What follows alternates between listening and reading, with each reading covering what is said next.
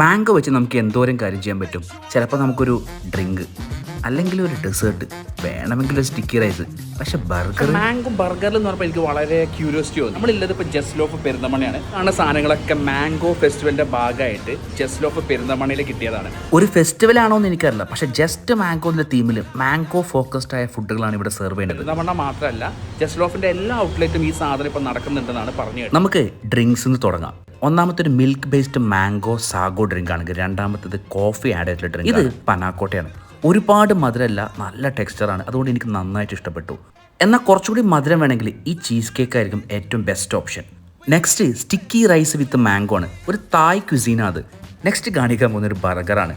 ബർഗറിലെ പാറ്റി mango അല്ല, പക്ഷേ സോസും അതുപോലെ പച്ചമാങ്ങൻ്റെ ചെറിയ പീസുകളൊക്കെ ബർഗറിൽ ആഡ് ചെയ്തിട്ടുണ്ട്. മറ്റൊരു അട്രാക്ഷൻ ഇവിടുത്തെ ഐസ്ക്രീമാണ്. റിയൽ മാംഗോ വെച്ച് നിങ്ങൾക്ക് മാംഗോൻ്റെ ബിറ്റൊക്കെ കടിക്കാൻ കിട്ടും. അവരെന്നെ ഇൻ ഹൗസ് ചെയ്യുന്ന ഒരു ഐസ്ക്രീമാണ്.